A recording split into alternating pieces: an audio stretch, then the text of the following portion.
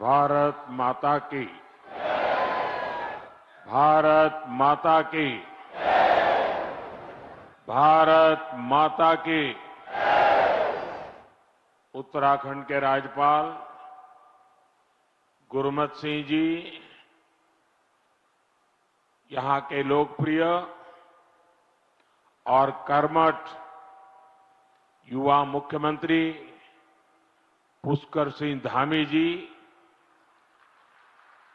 केंद्रीय मंत्रिमंडल के मेरे साथी नितिन गडकरी जी, अजय टम्टा जी, टेक्नोलॉजी के माध्यम से जुड़े उत्तर प्रदेश के मुख्यमंत्री योगी आदित्यनाथ जी, गवर्नर आनंदीबेन, दिल्ली की मुख्यमंत्री रेखा गुप्ता जी, मंच पर उपस्थित प्रदेश भाजपा अध्यक्ष महेंद्र भट्ट जी, पूर्व राज्यपाल भगत सिंह कोश्यारी जी, पूर्व मुख्यमंत्री भाई रमेश पोखरियाल, विजय बहुगुणा जी, तीरथ सिंह रावत जी, त्रिवेंद्र सिंह रावत जी, उत्तराखंड सरकार के सभी मंत्रीगण, सांसद और विधायकगण और विशाल संख्या में पधारे मेरे प्यारे भाइयों बहनों, देवभूमि उत्तराखंड की इस पावन धरती पर आप सभी को मेरा प्रणाम। बहुत बड़ी संख्या में आए हुए पूज्य संतगण को भी प्रणाम। उत्तराखंड का प्यारा भूलों, भैबंदों, बावड़ी, भूलियों, शाना बुजुर्गों, आप सबूते नमस्कार। मेरो प्यारो दाजी भाई, दीदी बहनी, आमा बाबा, सबई लाई मेरो तरफ देखी ठोक दिन छो। इस कार्यक्रम से टेक्नोलॉजी के जरिए भी दिल्ली, यूपी से अनेक लोग जुड़े हैं। मैं सभी का अभिनंदन करता हूं। सबसे पहले तो मैं आप सबकी क्षमा चाहता हूं। उत्तर प्रदेश और दिल्ली के कार्यक्रम में जुड़े हुए लोगों की भी क्षमा मांगता हूं कि मुझे यहां पहुंचने में 1 घंटे से भी ज्यादा देर हो गई। सब स्थान पर लंबे समय तक आप सबको इंतजार करना पड़ा और कारण यही था, मैं निकला तो समय पर था, लेकिन करीब करीब 12 किलोमीटर का रोड शो काली मंदिर से लेकर के यहां तक, इतना उत्साह, इतना उमंग कि मेरे लिए तेज गति से गाड़ी चलाना मुश्किल हो गया। तो धीरे धीरे लोगों को प्रणाम करते करते, जनता जनार्दन के आशीर्वाद लेते लेते यहां पहुंचने में मुझे 1 घंटे से भी ज्यादा देर हो गई और इसके लिए मैं आपकी क्षमा मांगता हूं। और ऐसी धूप में 12 किलोमीटर ये जन सैलाब, ये उत्तराखंड का प्यार, माताओं बहनों का आशीर्वाद, मैं आज उत्तराखंड से एक नई ऊर्जा लेकर के जाऊंगा, नई प्रेरणा लेकर के जाऊंगा और मैं इसके लिए हर किसी का हृदय से आभार व्यक्त करता हूं। साथियों, आज देश में पर्व त्योहार की उमंग है। विभिन्न विश्वों में नववर्ष का आगमन हुआ है। मैं देशवासियों को बैसाखी, बोहाग बिहू और पुथांडु की शुभकामनाएं देता हूं। साथियों, अगले कुछ ही दिनों में यमुनोत्री, गंगोत्री, बाबा केदारनाथ, बद्रीनाथ धाम की यात्रा भी शुरू होने जा रही है। इस पवित्र समय का देश के कोटि कोटि आस्थावान श्रद्धा भाव से इंतजार करते हैं। मैं पंच बद्री, पंच केदार, पंच प्रयाग और यहां के आराध्य देवों को श्रद्धापूर्वक प्रणाम करता हूं। मैं संतला माता को भी नमन करता हूं। यहां आने से पहले मुझे मां डाट काली के दर्शन करने का सौभाग्य मिला है। देहरादून शहर पर मां डाट काली की बड़ी कृपा है। दिल्ली देहरादून इकोनॉमिक कॉरिडोर के इतने बड़े प्रोजेक्ट्स को पूरा करने में माता डाट काली का आशीर्वाद बहुत बड़ी शक्ति रहा है। साथियों, उत्तराखंड राज्य अपनी स्थापना के 25 वर्ष पूरा करने के साथ ही 26वें वर्ष में प्रवेश कर चुका है। आज दिल्ली देहरादून एक्सप्रेसवे के उद्घाटन के साथ इस प्रगति में एक और बड़ी उपलब्धि जुड़ी है। आपको याद होगा, बाबा केदार के दर्शन के बाद मेरे मुंह से अनायास निकला था कि इस शताब्दी का तीसरा दशक उत्तराखंड का दशक होगा। मुझे बहुत खुशी है कि डबल इंजन सरकार की नीतियां और उत्तराखंड के लोगों के परिश्रम से ये युवा राज्य विकास के नए आयाम जोड़ रहा है। ये प्रोजेक्ट भी उत्तराखंड के विकास को नई गति देगा। इस एक्सप्रेसवे का बहुत बड़ा हिस्सा यूपी से होकर गुजरता है। इससे गाजियाबाद, बागपत, बड़ौद, शामली और सहारनपुर जैसे अनेक शहरों को भी बहुत फायदा होगा। टूरिज्म के लिहाज से यह प्रोजेक्ट बहुत अहम है। मैं पूरे देश को इस प्रोजेक्ट की बहुत बहुत बधाई देता हूं। साथियों, आज डॉक्टर बाबा साहब आंबेडकर की जयंती भी है। मैं बाबा साहब को कोटि कोटि देशवासियों की ओर से श्रद्धांजलि अर्पित करता हूं। बीते दशक में हमारी सरकार ने जो नीतियां बनाई, जो निर्णय लिए, वो संविधान की गरिमा को पुनः स्थापित करने वाले रहे हैं। आर्टिकल 370 हटने के बाद आज पूरे देश में भारत का संविधान लागू है। जिन दर्जनों जिलों में माओवाद, नक्सलवाद खत्म हुआ है, वहां भी अब संविधान की भावना के अनुरूप काम हो रहा है। देश में समान नागरिक संहिता लागू हो, यह हमारे संविधान की अपेक्षा है। उत्तराखंड ने संविधान की इस भावना को आगे बढ़कर और उस भावना को आगे बढ़ाकर पूरे देश को राह दिखाई है। साथियों, बाबा साहब का जीवन गरीबों को, वंचितों को, शोषितों को न्यायपूर्ण व्यवस्था देने के लिए समर्पित था।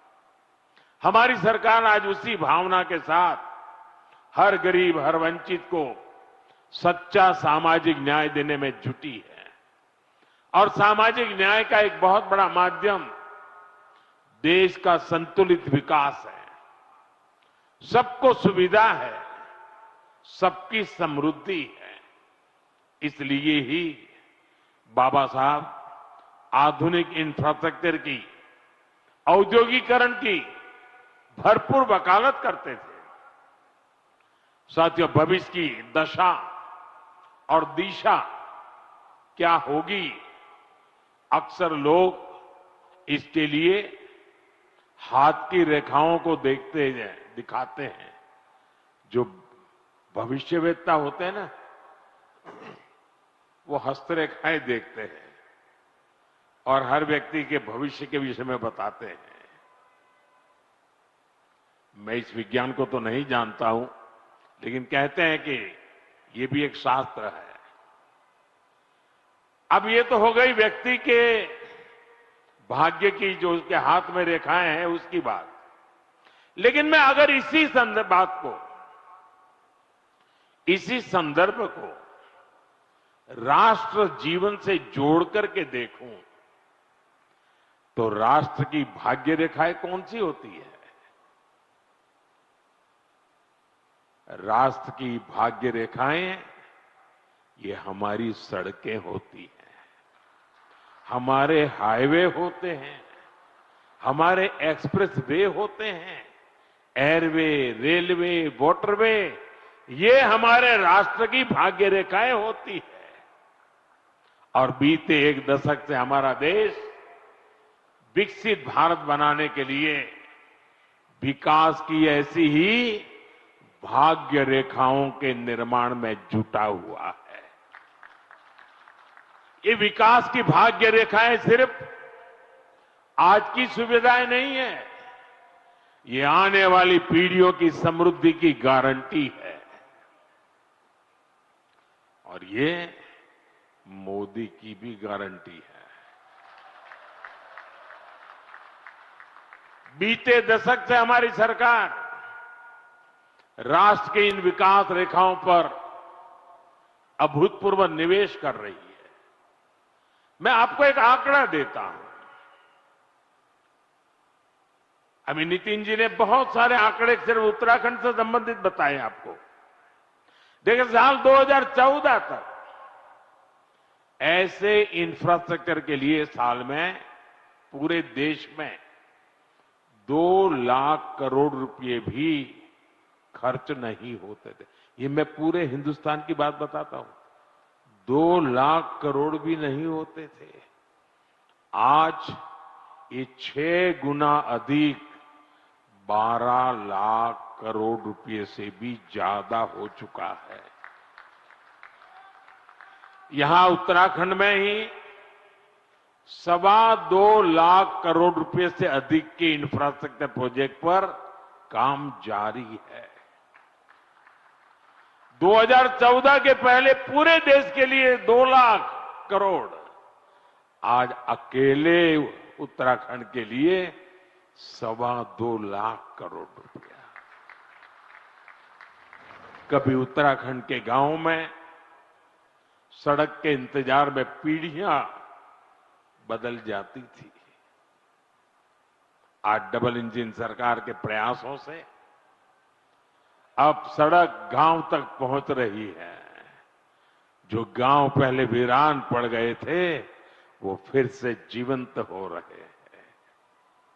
4 धाम महामार्ग परियोजना हो, रेल परियोजनाओं का विस्तार हो, केदारनाथ और हेमकुंड साहिब रोपवे हो, विकास की ये रेखाएं इस क्षेत्र के कोने कोने में जीवन की भी भाग्य रेखाएं बन रही है। साथियों, 21वीं सदी का भारत आज जिस स्पीड और जिस स्केल पर काम कर रहा है, उसकी पूरी दुनिया चर्चा कर रही है। मैं आपको उत्तराखंड, पश्चिमी यूपी और दिल्ली का ही उदाहरण देता हूं। कुछ सप्ताह पहले ही दिल्ली मेट्रो का विस्तार हुआ, मेरठ में मेट्रो सेवा की शुरुआत हुई, दिल्ली मेरठ नमो भारत रेल देश को समर्पित की गई, नोएडा इंटरनेशनल एयरपोर्ट की शुरुआत हुई, हवाई जहाजों के लिए MRO फैसिलिटी पर काम शुरू हुआ और आज देहरादून दिल्ली एक्सप्रेसवे शुरू हो रहा है। साथियों, इतने छोटे से रीजन में ये सब इतने कम समय में हो रहा है। कल्पना कीजिए, देश में कितने बड़े पैमाने पर इंफ्रास्ट्रक्चर बन रहा है।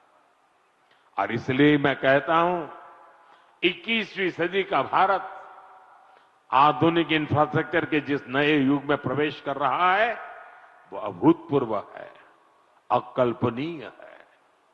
साथियों, आज भारत के अलग अलग हिस्सों को जोड़ने वाले अनेक इकोनॉमिक कॉरिडोर्स, उस पर काम चल रहा है।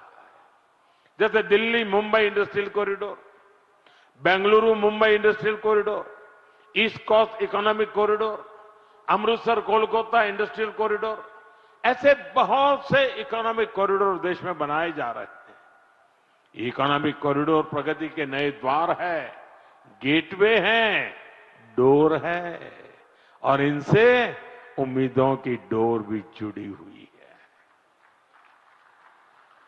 ये इकोनॉमिक कॉरिडोर सड़क के अलावा नए नए व्यापार कारोबार का मार्ग बनाते हैं। फैक्ट्रियों के लिए, गोदामों के लिए पूरा नेटवर्क, उसका आधार तैयार करते हैं। साथियों, देहरादून दिल्ली इकोनॉमिक कॉरिडोर से भी इस पूरे क्षेत्र का कायाकल्प होने जा रहा है। पहला फायदा तो यह है कि इससे समय बचेगा, आना जाना सस्ता और तेज होगा, लोगों का पेट्रोल डीजल कम खर्च होगा, किराया भाड़ा कम होगा, और दूसरा बड़ा फायदा रोजगार का होगा। अब इसके निर्माण में 12,000 करोड़ रुपए खर्च हुए तो हजारों श्रमिकों को काम मिला है। साथ ही जो इंजीनियर है, अन्य स्किल्ड वर्कफोर्स है, ट्रांसपोर्ट है, उससे जुड़े साथी हैं, उनको भी बहुत बड़ी मात्रा में काम मिला है। किसानों और पशुपालकों की उपज भी अब तेज गति से बड़ी मंडियां और बड़े बाजारों तक पहुंचेगी। साथियों, इस शानदार एक्सप्रेसवे से उत्तराखंड के टूरिज्म को बहुत ही बड़ा फायदा देगा। देहरादून, हरिद्वार, ऋषिकेश, मसूरी और 4 धाम यात्रा के लिए ये सबसे प्रमुख मार्ग बनेगा।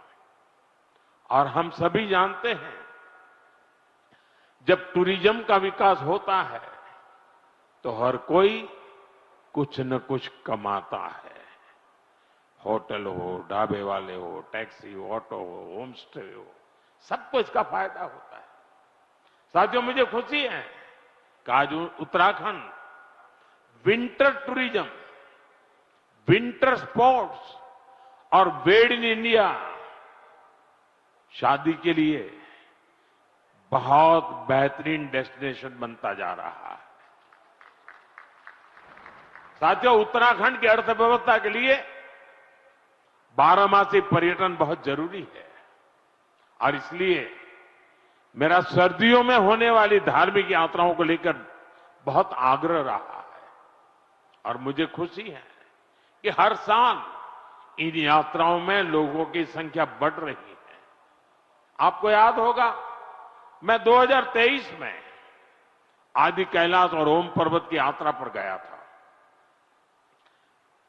पहले बहुत जाता था, बीच में बिल्कुल जा नहीं पाया, कई वर्षों के बाद मैं गया। और मुझे मुख्यमंत्री जी बता रहे थे, गवर्नर साहब बीच में आए, वो भी बता रहे थे कि 2023 में मैं वहां गया और उसके बाद बहुत बड़ी संख्या में श्रद्धालु वहां जा रहे हैं। पहले वहां कुछ 100 लोग ही सर्दियों में यात्रा के लिए जाते थे। साल 2025 में करीब करीब 40,000 से अधिक लोगों ने इन पवित्र स्थानों की यात्रा की। कभी 1,000 नहीं होते थे, अगर 40,000 पहुंचते हैं तो यहां के लोगों की रोजी रोटी की कितनी बड़ी ताकत आ जाती है। इसी तरह 2024 में शीतकालीन 4 धाम यात्रा में करीब 80,000 श्रद्धालु आए थे। 2025 में यह संख्या 1.5 लाख पार कर चुकी है। साथियों, हम ऐसा विकसित भारत बनाने में जुटे हैं जहां प्रगति भी हो, प्रकृति भी हो और संस्कृति भी हो। और इसलिए आज होने वाले हर निर्माण को इन्हीं त्रिवेणी, प्रगति, प्रकृति और संस्कृति की त्रिवेणी, इन्हीं मूल्यों के आधार पर विकसित किया जा रहा है। इंफ्रास्ट्रक्चर से इंसानों को भी सुविधा हो और वहां रहने वाले वन्य जीवों को भी असुविधा न हो, ये हमारा प्रयास है। और इसलिए ही इस एक्सप्रेसवे पर करीब 12 किलोमीटर लंबा एलिवेटेड वाइल्ड लाइफ कॉरिडोर भी बनाया गया है। हाथियों को भी असुविधा न हो, इसका भी ध्यान रखा गया है। वैसे साथियों, मैं आज देश भर के सभी पर्यटकों और तीर्थयात्रियों से भी एक आग्रह करना चाहता हूं।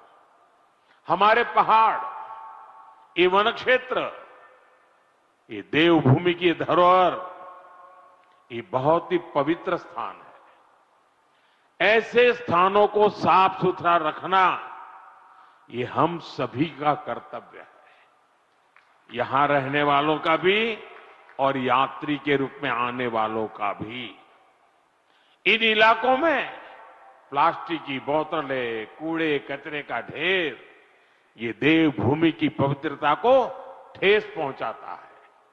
इसलिए बहुत आवश्यक है कि हम देवभूमि के इन स्थलों को, हमारे इन तीर्थ स्थलों को स्वच्छ रखें, सुंदर रखें। साथियों, अगले वर्ष हरिद्वार में कुंभ का भी आयोजन होना है। हमें आस्था के इस संगम को दिव्य, भव्य और स्वच्छ बनाने में कोई कोर कसर बाकी नहीं छोड़नी है। साथियों, उत्तराखंड में नंदा देवी राज जात यात्रा भी होती है। ये आस्था का उत्सव तो है ही, ये हमारी सांस्कृतिक चेतना का भी जीवंत उदाहरण है, जहां मां नंदा को बेटी मानकर पूरे सम्मान के साथ विदा किया जाता है। इस यात्रा में बहनों बेटियों की भागीदारी इसे विशेष बनाती है। मैं मां नंदा को प्रणाम करते हुए देश भर की बहनों बेटियों को भी विशेष संदेश देना चाहता हूं। विकसित भारत के निर्माण में आपकी बहुत बड़ी भूमिका है। इस देश की बेटियों की, इस देश की माताओं की, बहनों की बहुत बड़ी भूमिका मैं देख रहा हूं। और बहनों बेटियों की सुविधा, सुरक्षा और लोकतंत्र में भागीदारी, ये डबल इंजन सरकार की बहुत बड़ी प्राथमिकता है। आप अभी देख रहे हैं कि दुनिया में कितना बड़ा संकट आया है।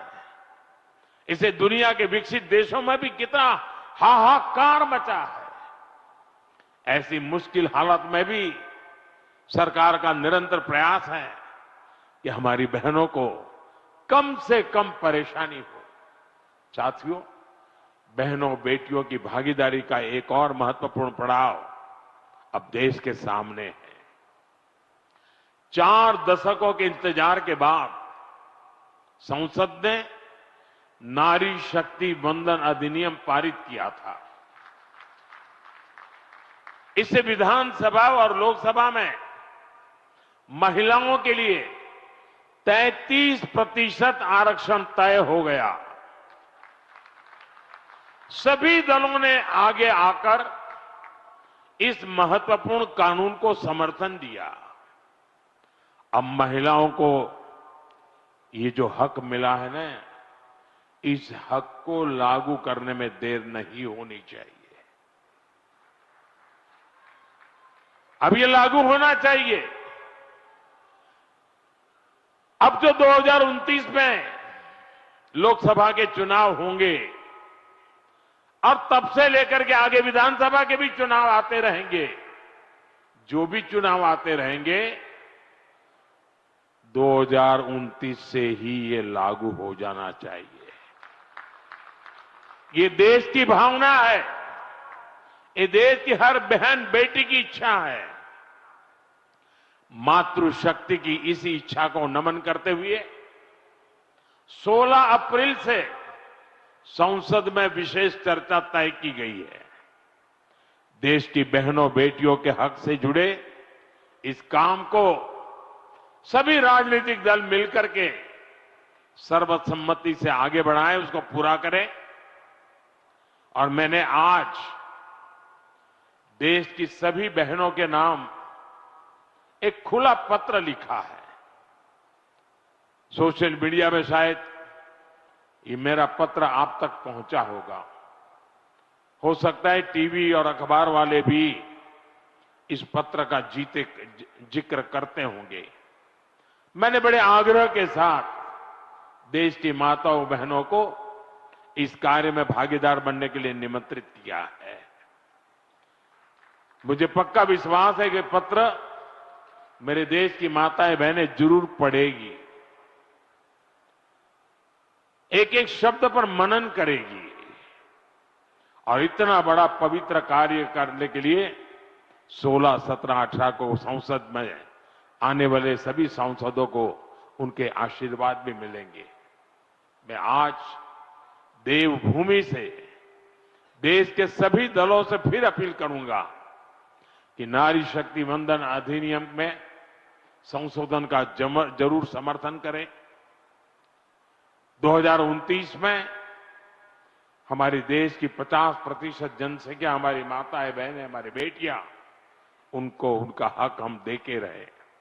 साथियों, मैं उत्तराखंड आऊं और फौज की बात न हो तो बात अधूरी ही रहती है। मैं गढ़ी कैंट, ये सभा स्थल, ये उत्तराखंड की महान सैन्य परंपरा का प्रमाण है। यहां पास ही देश की रक्षा सुरक्षा से जुड़े कई संस्थान हैं। 1962 की लड़ाई में शहीद जसवंत सिंह जी रावत जी के शौर्य को देश कभी भूला नहीं सकता। साथियों, सेना के सामर्थ्य को सशक्त करना हो या हमारे सैनिक परिवारों की सुविधा और सम्मान हो, हमारी सरकार इसके लिए निरंतर प्रयासरत है। वन रैंक वन पेंशन के माध्यम से हमारी सरकार ने अब तक करीब 1.25 लाख करोड़ रुपए पूर्व फौजियों को उनके खाते में जमा कर दिए हैं। उत्तराखंड के भी हजारों परिवारों को इसका लाभ मिला है। इसके अलावा इस वर्ष पूर्व फौजियों के लिए हेल्थ स्कीम का बजट भी 36% बढ़ाया गया है। 70 वर्ष और इससे अधिक के एक्स सर्विसमैन के लिए दवाइयों की डोर स्टेप होम डिलीवरी भी शुरू की गई है। पूर्व फौजियों के बच्चों की एजुकेशन ग्रांट भी डबल की गई है और बेटियों के विवाह के लिए जो सहायता मिलती है उसको भी 50,000 से बढ़ाकर 1 लाख रुपए किया गया है।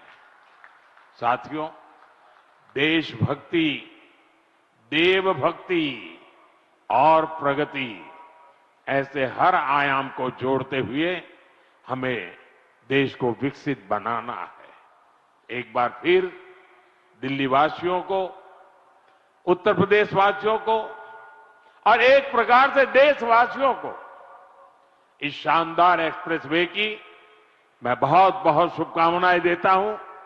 मेरे साथ बोलिए, भारत माता की, भारत माता की, वंदे वंदे वंदे वंदे वंदे वंदे वंदे। बहुत बहुत धन्यवाद।